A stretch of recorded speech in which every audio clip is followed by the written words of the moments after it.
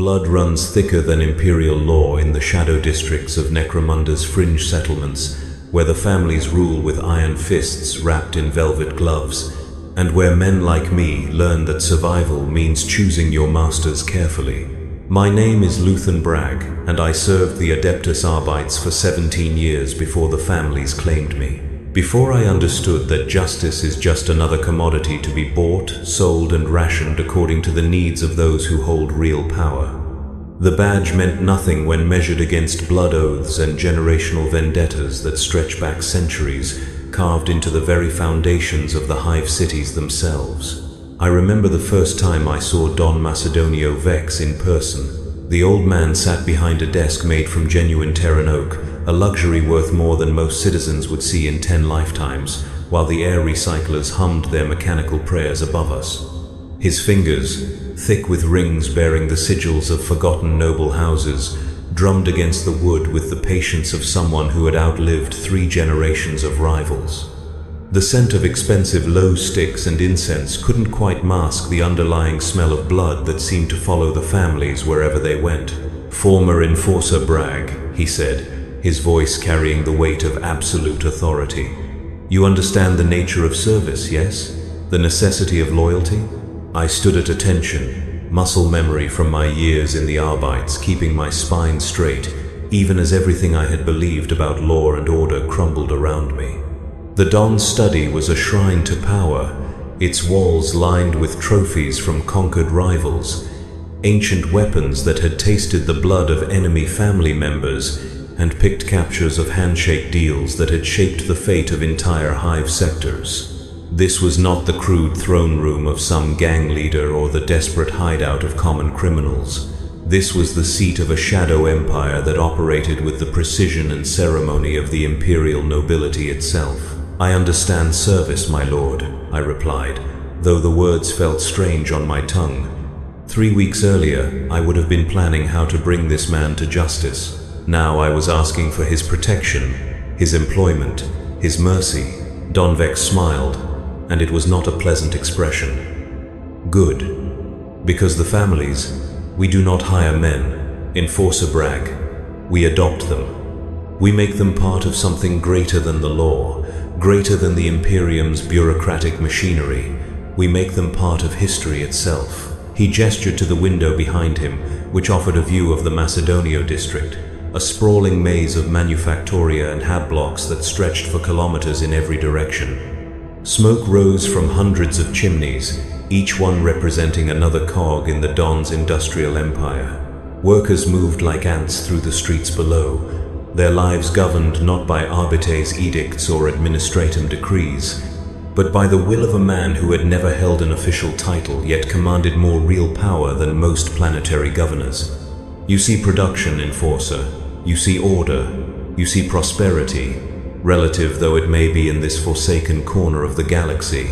The Don's voice carried a note of pride, the satisfaction of a man who had built something lasting in a universe dedicated to entropy and decay. The Imperium takes our tithes, yes.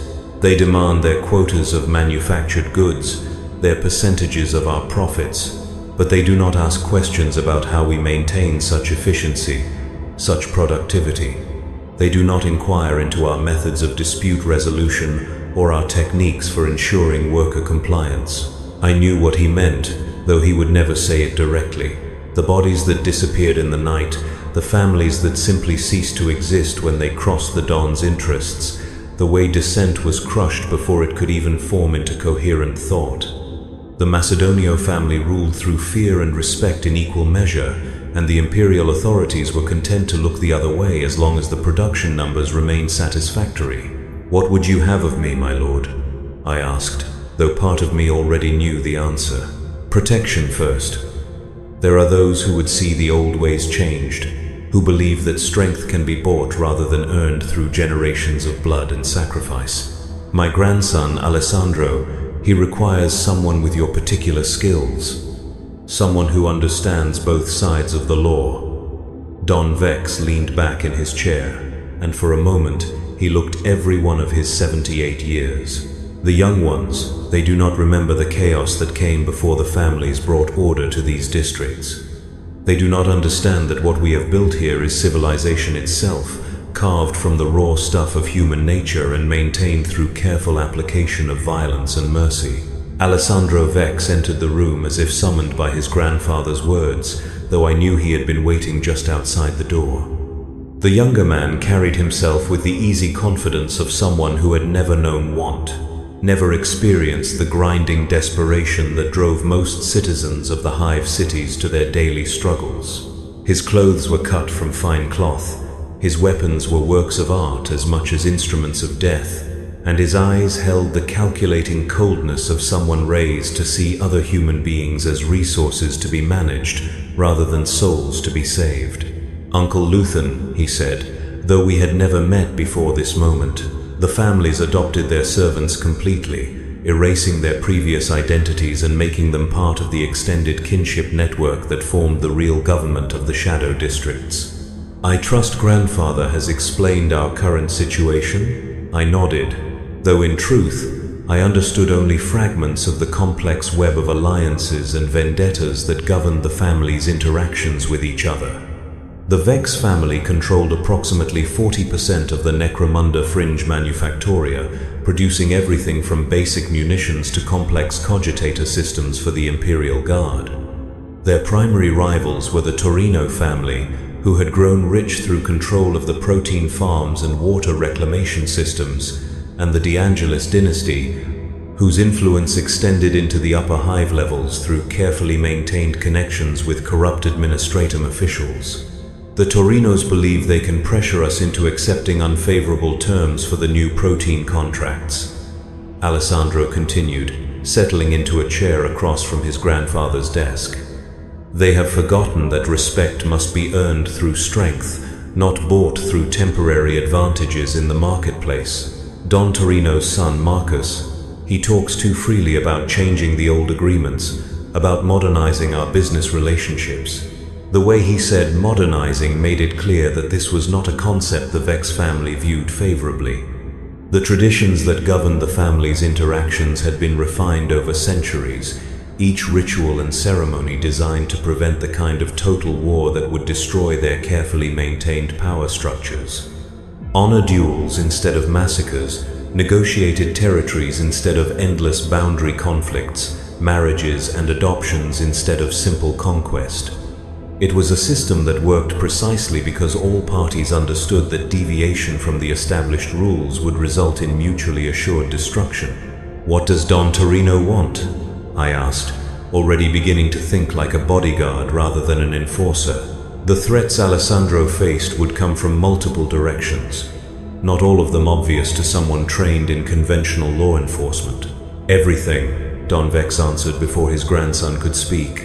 "Marcus Torino wants to consolidate all protein production under his family's control, to force us to buy our workers' food at whatever price he chooses to set. He believes that control of basic nutrition gives him leverage over every other family operation in the district.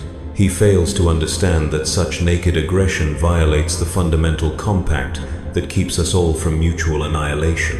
I was beginning to see the scope of the problem.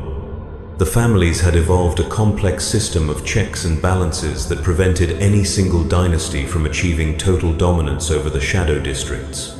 Each family controlled different aspects of the local economy, creating interdependencies that made cooperation more profitable than conquest. The Vex manufacturing empire needed Torino proteins to feed their workers, but the Torinos needed Vex manufactured equipment to maintain their farming operations. The De Angelis family provided the administrative expertise and political connections that allowed both groups to operate without excessive imperial interference. Break any link in that chain, and the entire system would collapse into chaos. "When do I start?" I asked, though the question was merely a formality. The moment I had walked into Don Vex's study, my old life as an enforcer had ended. There would be no going back to the simple certainties of imperial law, no return to the comfortable illusion that justice and order were the same thing. "You started the moment you accepted our hospitality," Alessandro replied with a smile that reminded me uncomfortably of his grandfather's expression. "Family takes care of family, Uncle Luthen, always and forever, until death claims us all." The next 3 months passed in a blur of carefully orchestrated violence and elaborate ceremony. I learned that being a bodyguard for a family scion required skills that went far beyond simple protection work. Alessandro moved through a world where every handshake carried potential significance, where the choice of wine served at dinner could signal the beginning of a new alliance or the end of an old friendship, where the seating arrangements at formal gatherings were studied by enemy analysts for hints about shifting power dynamics within the family hierarchy. I watched him conduct business meetings that resembled diplomatic summits between miniature nation-states, complete with formal protocols that had been refined over generations of careful practice. The families maintained their own intelligence networks, their own systems of law and punishment, their own military forces disguised as private security firms. They negotiated treaties with each other that covered everything from territorial boundaries to marriage contracts, and they enforced those agreements with a level of violence that would have impressed an Imperial Guard colonel. The Torino situation escalated slowly, like a poison working its way through a healthy body. At first, there were simply delays in food deliveries, minor quality issues that could be explained away as normal business problems. Then came the rumors that Don Torino was meeting with representatives from off-world trading cartels, exploring options that would bypass the traditional family networks entirely. Finally, Marcus Torino himself began appearing at social functions with a new bodyguard, a scarred veteran of the Astra Militarum whose presence sent an unmistakable message about the young heir's intentions. He means to break the compact, Alessandro told me as we prepared for what would prove to be the last peaceful gathering of the 3 major families. Marcus believes that superior firepower can substitute for centuries of earned respect. He thinks that because he has hired soldiers, he can ignore the obligations that bind us all together. The dinner was held in neutral territory, a restaurant owned by a minor family whose continued existence depended on their ability to provide safe meeting spaces for their more powerful neighbors. The establishment occupied the entire top floor of a mid-Hive spire, its windows offering spectacular views of the industrial districts that formed the real heart of family power. Servers moved between tables with the silent efficiency of well-trained soldiers, each one carefully vetted to ensure they posed no security risk to the assembled dignitaries. Don Vex sat at the head of the main table, his presence commanding respect even from his rivals. To his right sat Don Torino, a heavy-set man whose expensive clothes could not quite disguise the brutality that had earned him his position. Don DeAngelis occupied the seat of honor to Vex's left, her sharp eyes constantly evaluating the other guests for signs of weakness or opportunity. The 3 family heads represented centuries of accumulated power and influence, each one capable of affecting the lives of millions of citizens through their decisions. I positioned myself where I could observe all the entrances to the dining room while keeping Alessandro within easy reach. The other bodyguards had taken similar positions, creating a complex web of overlapping fields of fire that ensured any violence would be brief and decisive. We all understood that this gathering was as much about demonstrating strength as it was about negotiating new agreements. The conversation during dinner was carefully neutral, touching on subjects that allowed each Don to display their knowledge and sophistication without revealing anything significant about their current strategic thinking. They discussed art, literature, and philosophy with the easy erudition of people who had received the finest education that money could buy. They traded stories about mutual acquaintances and shared memories from their younger days, when the current generation of family leaders had been learning their trades under the guidance of their predecessors. But beneath the polite surface, tensions were building toward an inevitable explosion. Marcus Torino drank too much wine and spoke too freely about his plans for modernizing the family businesses. Alessandro responded with subtle insults disguised as compliments, questioning whether the younger Torino had properly understood the lessons his father had tried to teach him. The bodyguards grew increasingly alert as the evening progressed, each of us recognizing the signs of approaching violence. The crisis came during the traditional toast to family honor, when Marcus Torino stood and raised his glass with words that would be remembered for generations to come. "To the future," he declared, his voice carrying clearly through the sudden silence that had fallen over the dining room. to progress beyond the dusty traditions that have kept us locked in the past, to the day when strength, not birth, determines who rules these districts. The insult was so profound, so comprehensive in its rejection of everything the families represented, that for a moment no one seemed capable of responding. Don Torino's face had gone pale with shock and horror as he realized what his son had just done. The other diners sat frozen, understanding that they were witnessing the moment when decades of careful peace would finally shatter. Don Vex stood slowly, his movements deliberate and controlled despite the rage that I could see building behind his eyes. When he spoke, his voice was quiet, almost conversational, but every word carried the weight of absolute finality. "Young Marcus," he said, "your father has failed to teach you the most basic lesson of family life. Respect is not earned through strength alone. It is built through generations of keeping one's word, of honoring obligations even when they become inconvenient, of understanding that we are all part of something greater than our individual ambitions." The old Don reached into his jacket and withdrew a single black rose, a symbol whose meaning everyone in the room understood immediately. In the complex ceremonial language of the families, the black rose represented a formal declaration of blood feud, a statement that normal diplomatic relations had ended and that only violence could resolve the dispute.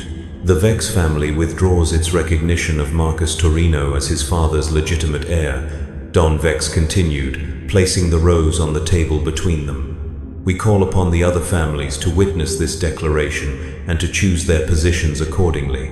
Marcus Torino's face flushed with anger, and his hand moved toward the weapon at his belt. His bodyguard stepped forward, ready to support his employer in what would become a massacre if violence erupted in this confined space. Every other person in the room understood that we were seconds away from a bloodbath that would destroy decades of careful alliance building. But Don Torino himself moved faster than any of his younger companions. The old man's hand clamped down on his son's wrist with surprising strength, preventing the younger Torino from drawing his weapon. With his other hand, he grabbed the black rose from the table and crushed it between his fingers, the gesture serving as both apology and promise. "My son speaks from inexperience and too much wine," Don Torino said, his voice heavy with the knowledge of what this moment was costing him. "He will learn better manners, or he will learn that the family's continued survival requires sometimes painful choices." The immediate crisis had passed, but everyone present understood that the damage could not be undone. The compact between the families had been weakened, perhaps fatally, by Marcus Torino's public rejection of their shared values. Trust, once broken, could never be completely restored, no matter how many apologies were offered or ceremonies of reconciliation performed. The dinner concluded in strained silence, with each family group departing under heavy security. As we made our way back to the Vex compound, Alessandro was unusually quiet, his mind clearly working through the implications of what had just occurred. "War is coming," he said finally, as our armored transport wound its way through the narrow streets of the manufacturing district. "Not immediately, perhaps, but eventually. Marcus will not forget tonight's humiliation, and his pride will not allow him to accept his father's wisdom. The question is whether we can prepare adequately for what's coming." I nodded, though my thoughts were focused on more immediate concerns. If war was indeed coming, then my job as Alessandro's bodyguard was about to become considerably more challenging. The families had their own ways of conducting warfare, methods that made conventional military thinking largely irrelevant. Assassination and sabotage would be more important than pitched battles, intelligence networks more valuable than heavy weapons, loyalty more crucial than tactical brilliance. Over the following weeks, the signs of approaching conflict became impossible to ignore. Workers at Torino facilities began disappearing, their families receiving generous compensation packages but no explanations about where their loved ones had gone. Shipments of raw materials experienced mysterious delays, forcing Vex Manufactoria to reduce production schedules for the first time in decades. Small explosions damaged infrastructure throughout the district, each incident carefully calculated to inconvenience rivals without causing enough destruction to attract unwanted Imperial attention. The Shadow War had begun, though it would be months before the violence escalated to the point where outside observers would recognize it as actual warfare. The families understood that their continued existence depended on maintaining the illusion of civilian governance, of keeping their conflicts below the threshold that would trigger direct imperial intervention. As long as production quotas were met and tithes continued to flow to Terra, the administratum was content to ignore whatever methods the local authorities used to maintain order. Alessandro adapted to the new reality with the cold professionalism I had come to expect from him. He increased his personal security, varying his routes and schedules to make assassination attempts more difficult. He began carrying weapons openly, a signal to potential enemies that he was prepared for violence and skilled enough to survive it. Most importantly, he started building the network of alliances and obligations that would determine his family's fate when the shooting finally started in earnest. I found myself serving not just as a bodyguard but as an intelligence asset, my background in law enforcement providing insights into how the family's enemies might try to use imperial authorities against them. The Torinos had connections within the local Arbeits garrison, relationships that could potentially be leveraged to justify raids on Vex facilities. The De Angelis family maintained extensive files on corruption within the administratum hierarchy, information that could be used to discredit rivals or protect allies depending on the political situation. The more I learned about the family's operations, the more I came to understand that they represented a form of government that was simultaneously more efficient and more brutal than anything the official imperial bureaucracy had managed to achieve. They provided their subjects with security, employment, and a sense of belonging to something greater than themselves. In return, they demanded absolute loyalty and the surrender of individual autonomy to the collective will of the family structure. It was not a system that allowed for dissent or independent thinking, but it worked in ways that the Imperium's official institutions often failed to match. Crime rates in family-controlled districts were virtually non-existent, not because the families were opposed to criminal activity, but because they had monopolized it so completely that unauthorized law-breaking simply could not survive. Workers might be exploited, but they were also protected from the random violence and economic instability that plagued other parts of the Hive. Children received education and training that prepared them for productive roles within the family hierarchy, ensuring that each generation was more capable than the last. The first open act of warfare came 6 months after the disastrous dinner, when Marcus Torino finally moved against his father's authority. The younger man had spent the intervening time building his own power base within the family structure, recruiting allies among relatives who felt that Don Torino had become too cautious in his old age.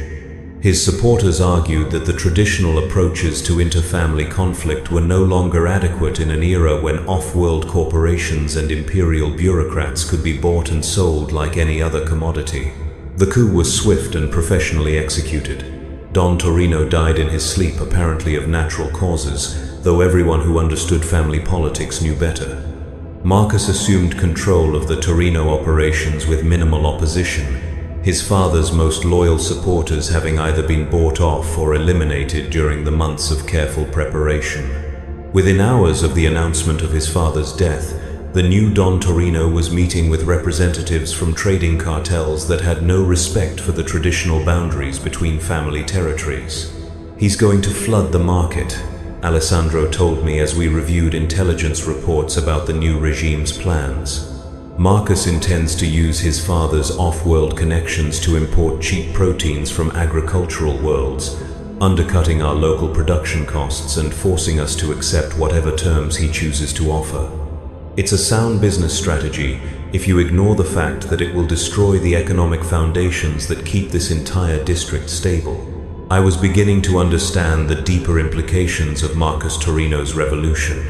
The family system worked because it created mutual dependencies that made cooperation more profitable than competition. Each dynasty specialized in different aspects of the local economy, trading their products and services through carefully negotiated agreements that ensured everyone's continued prosperity. Introduce outside competition, and the entire structure would collapse as families desperately tried to maintain their market positions through increasingly desperate measures. What are our options? I asked, though I suspected I already knew the answer. Alessandro's expression was grim as he outlined the family's strategic situation. We can try to negotiate a new compact that takes Marcus's changed circumstances into account, but that would mean accepting a significantly weakened position relative to the Torinos. We can attempt to build our own alliances with off-world interests, though that approach carries the risk of triggering a trade war that could destroy all of us. Or we can remove Marcus before he can implement his plans, knowing that such action will almost certainly lead to open warfare between the families. None of the choices were particularly appealing, but that was the nature of leadership in a system based on violence and coercion. Someone would have to make the hard decisions that would determine the fate of millions of people, and the luxury of moral certainty was not available to those who wielded real power in the shadow districts. The decision was made for us 3 days later, when Marcus Torino attempted to have Alessandro killed during what should have been a routine business meeting. The attack was clumsy by family standards, relying on hired assassins rather than the subtle methods that had served the dynasties well for centuries. Alessandro survived only because his grandfather had insisted on overwhelming security for all public appearances, and because I had spent months studying the tactical approaches that enemies might use against us. The assassins struck as we were leaving a manufacturing facility that Alessandro had been inspecting, their weapons firing from concealed positions among the industrial equipment that lined the factory floor. I threw myself between Alessandro and the gunman, my carapace armor absorbing rounds that would have killed an unprotected target. Return fire from our security team was swift and accurate, eliminating the immediate threat before any of our people could be seriously injured. But the message had been delivered with unmistakable clarity. The old rules no longer applied, and the families would have to adapt to a new reality where survival depended on firepower rather than diplomacy. "So be it," Don Vex said when we reported the attack to him. The old man's voice was calm, almost relieved, as if he had been waiting for this moment for months. "Marcus has chosen his path, and we must choose ours. Alessandro, you will coordinate with the De Angelis family to ensure their neutrality in what comes next. I suspect Donna Elena will be amenable to an arrangement that eliminates our mutual problem while preserving her family's interests." The war that followed was unlike anything I had experienced during my years as an enforcer. There were no clear battle lines, no uniformed armies, no obvious distinction between combatants and civilians. Instead, there was a complex web of loyalties and betrayals that shifted daily as various factions within each family chose their sides in the larger conflict. Workers disappeared from their posts, either recruited as soldiers or eliminated as security risks. Manufactoria that had operated for centuries suddenly went silent as their owners were assassinated or their facilities sabotaged. Supply chains that had functioned smoothly for generations broke down as traditional agreements became casualties of the escalating violence. I found myself serving not just as Alessandro's bodyguard, but as a military advisor, my law enforcement training providing insights into tactical planning that proved surprisingly relevant to family warfare. We established safe houses throughout the district, created communication networks that could function even under heavy surveillance, and developed contingency plans for scenarios ranging from assassination attempts to full-scale Imperial intervention. The Torino forces proved more formidable than anyone had expected. Marcus had used his father's off-world connections to import not just cheap food, but also advanced weaponry and experienced mercenaries. His soldiers fought with the discipline of Imperial Guard veterans rather than the undisciplined enthusiasm typical of gang warfare. More troubling still, they seemed to have detailed intelligence about Vex family operations, suggesting that Marcus had been planning this conflict for far longer than anyone had realized. "He has people inside our organization," Alessandro told me after reviewing reports from the latest series of attacks. "Someone with access to our security protocols, our safe house locations, our operational planning. We're going to have to assume that everything we've done over the past year has been compromised." The paranoia that followed was almost as destructive as the direct military action. Family members who had worked together for decades began viewing each other with suspicion. wondering who might have been bought or coerced into betraying their obligations. Traditional chains of command broke down as information became too dangerous to share, leaving individual units to operate independently without coordination or strategic guidance. It was during this period of chaos that I began to understand the true nature of the family's relationship with the broader imperial system. The violence that was tearing the district apart remained largely invisible to outside observers, carefully contained within the shadow economy that the families had created. Production quotas continued to be met, though the factories were now operated by armed guards rather than civilian supervisors. Tithes flowed to Terra on schedule, though the money was now blood-soaked in ways that would have horrified more squeamish imperial officials.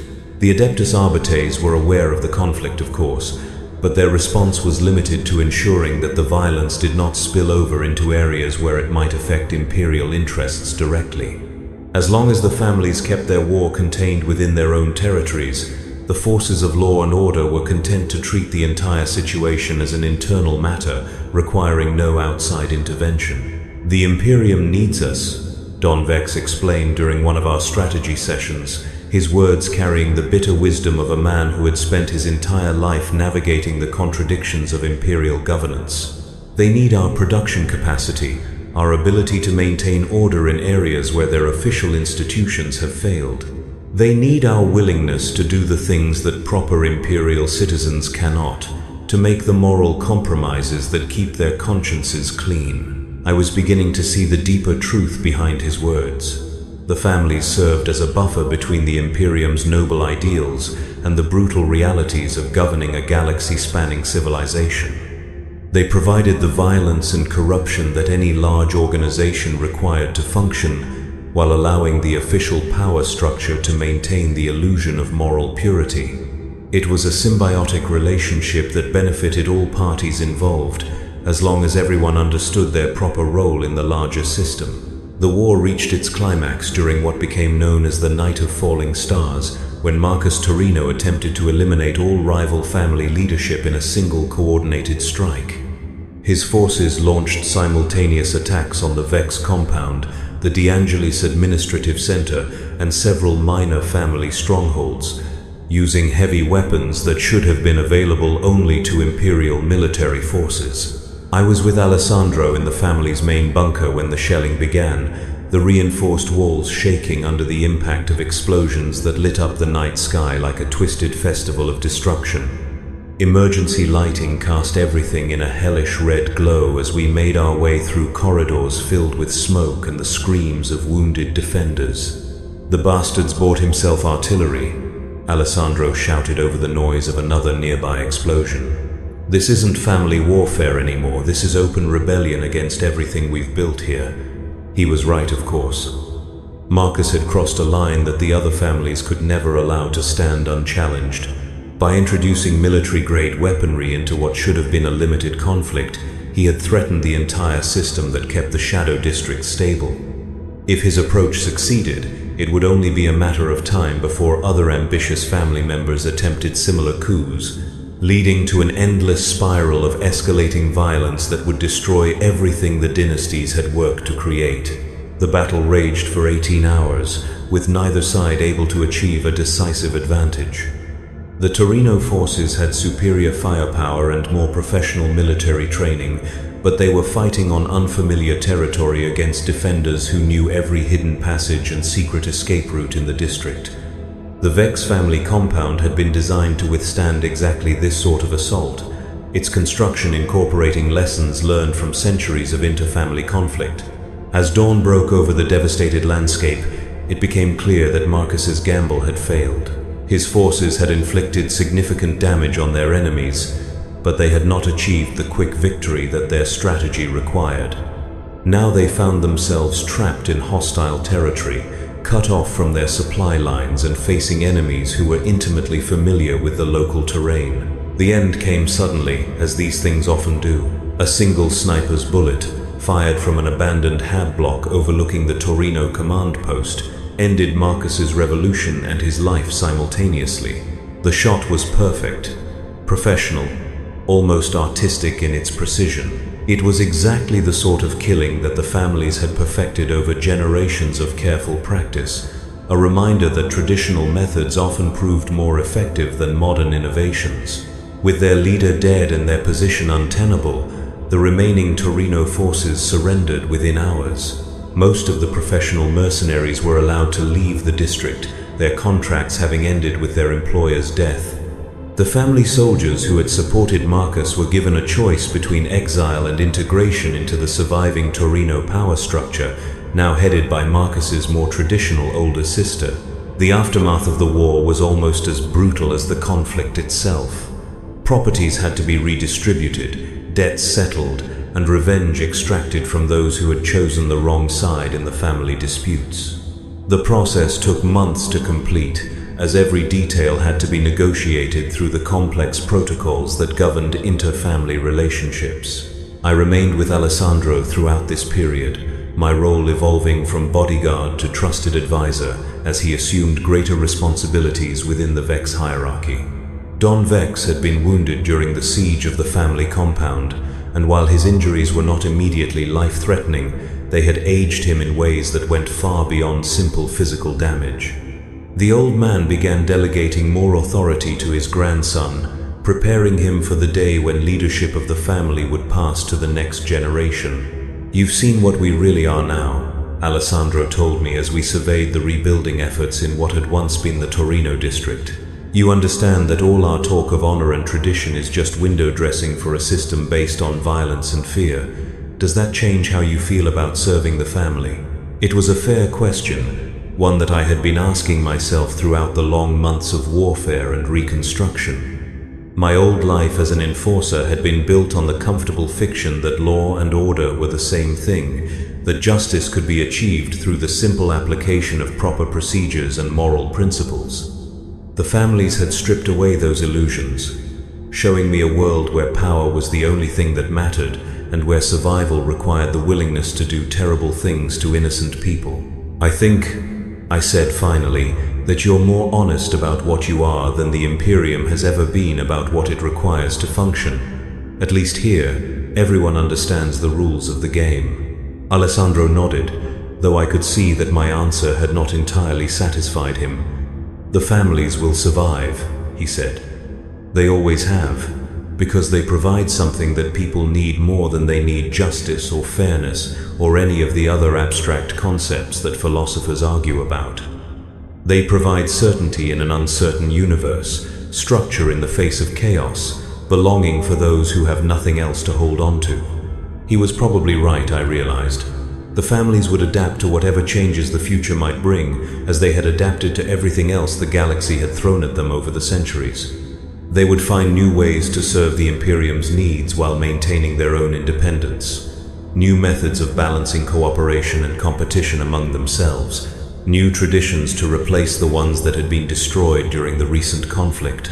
And men like me would continue to serve them, not because we believed in their cause or admired their methods, but because they offered the only stable employment available in a universe where stability was the rarest and most precious commodity of all. We would be their soldiers and their enforcers, their bodyguards and their executioners, their loyal servants until death claimed us, or they found more useful tools to serve their purposes. The families of Necromunda's shadow districts represented everything that was wrong with the imperial system and everything that was necessary for its continued survival. They were parasites and protectors, criminals and kings, destroyers and creators rolled into single organizations that defied simple moral categorization. They were, in short, exactly what the galaxy deserved, and exactly what it required to function in an age where idealism had become the most dangerous luxury anyone could afford. As I watched Alessandro plan for the family's future, I knew that my own fate was now inextricably linked to theirs. I had chosen my side in the shadow war that governed the real corridors of power, and there would be no going back to the simple certainties of my previous life. The families had claimed me as completely as they had claimed every other soul in their domain, making me part of something larger and more terrible than I had ever imagined possible. In the end, that was perhaps the family's greatest strength and their most damning characteristic. They made everyone who served them complicit in their crimes, while simultaneously making those crimes seem like the only rational response to an irrational universe. They transformed good men into monsters so gradually that the process felt like natural evolution rather than moral corruption. They made survival feel like victory and compromise feel like wisdom. Blood runs thicker than imperial law in the shadow districts of Necromunda's fringe settlements, and those of us who have learned this lesson carry its weight with us wherever we go. We understand that justice is just another commodity to be traded, that honor is a luxury that only the powerful can afford, and that loyalty is the only virtue that truly matters in a universe where everything else can be bought and sold. The mafia families of Warhammer 40K rule their domains with iron fists and velvet gloves, and they will continue to rule as long as the Imperium requires their services.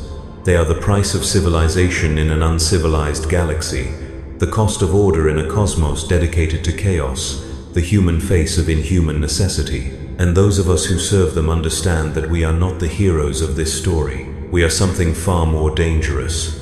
We are the people who make the heroes possible by doing the things that heroes cannot do, by making the compromises that heroes cannot make, by accepting the guilt that heroes cannot bear. In the end, perhaps that is enough.